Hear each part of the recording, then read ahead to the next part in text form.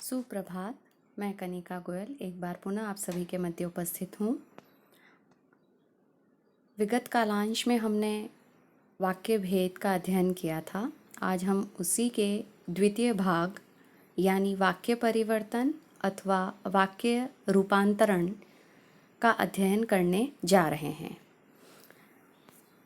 जिस प्रकार हमने वाक्य के दो आधार पर वर्गीकरण देखे थे, अर्थ के आधार पर और रचना के आधार पर, उसी प्रकार वाक्य परिवर्तन भी दो आधारों पर किया जाता है।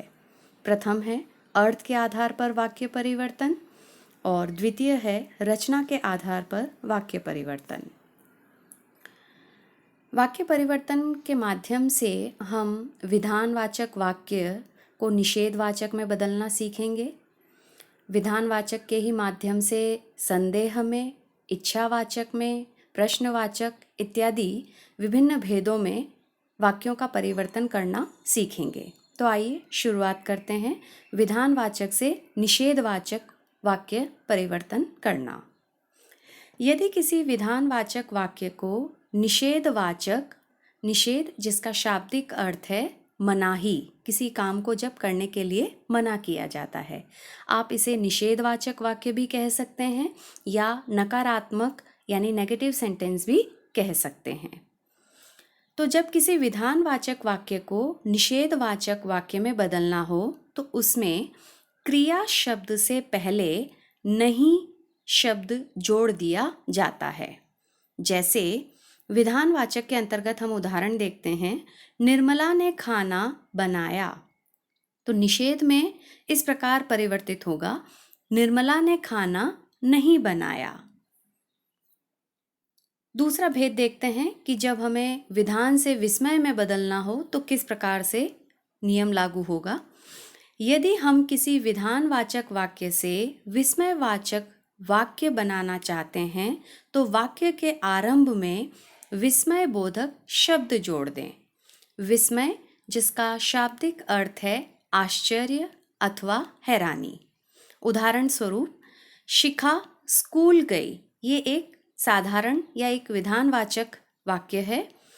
इसी को जब हम विस्मय में लिखेंगे, अरे वाह शिखा स्कूल गई, साथ ही अरे वाह लिख करके और हम विस्मय सूचक चिन्ह भी लगाएंगे।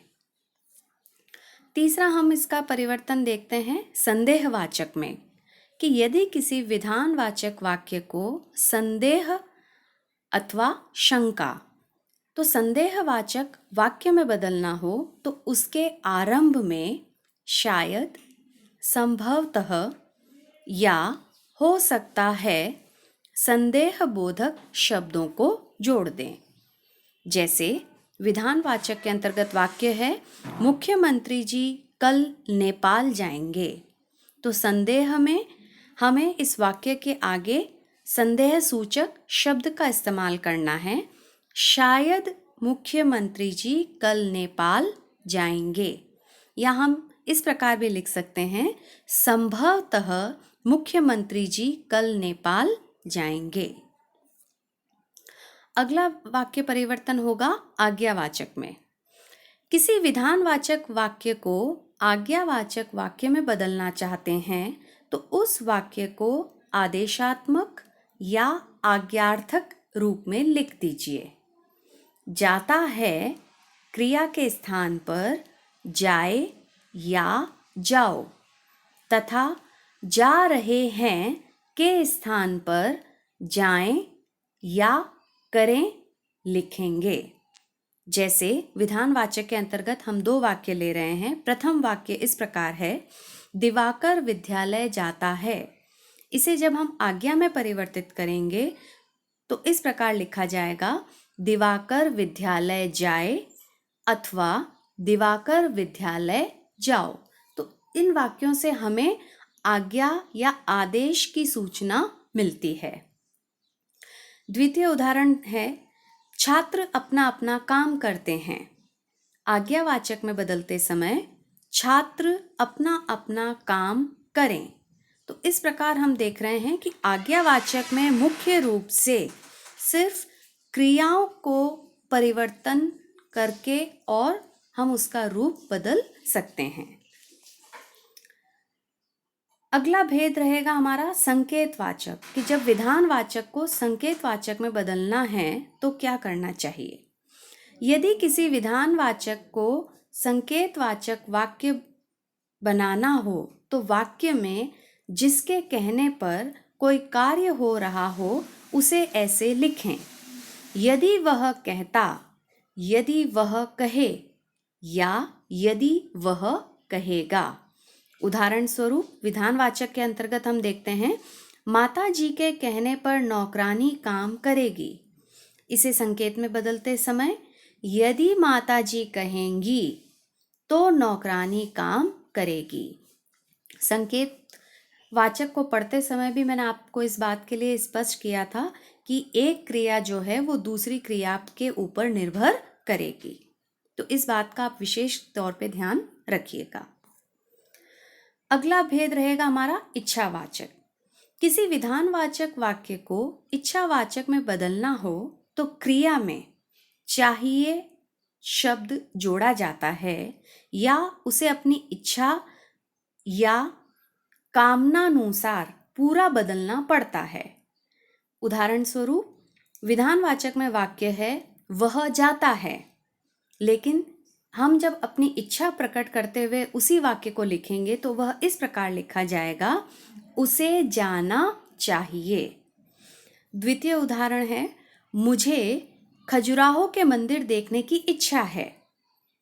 इसे हम जब इच्छा में लिखेंगे तो काश मैं खजुराहो के मंदिर देख पाता। इसमें आपको लग रहा होगा कि आगे काश और विस्मय बोधक चिन्ह भी लगा है, लेकिन आपको इसमें क्रिया पर ध्यान देना है कि क्रिया जो है वो देख पाता लिखी गई है, इस कारण ये इच्छावाचक में आएगा, न कि इसे हम विस्मयवाचक में लिखेंगे। अगला भेद है प्रश्नवाचक। यदि किसी विधानवाचक वाक्य को प्रश्नवाचक वाक्य में बदलना हो तो विधानवाचक वाक्य में क्या, कहाँ, कब, कैसे, किसको, किसकी इत्यादि प्रश्नवाचक शब्दों को जोड़ दिया जाता है।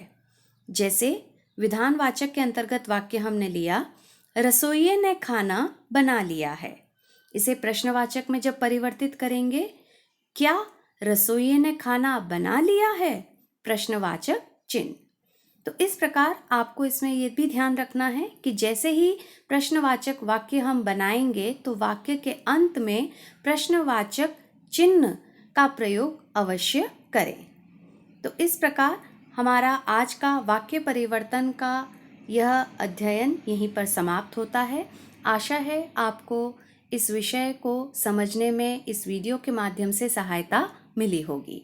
यदि किसी भी प्रकार की आपको असुविधा महसूस हो रही हो तो आप मुझसे संपर्क कर सकते हैं। तब तक के लिए धन्यवाद।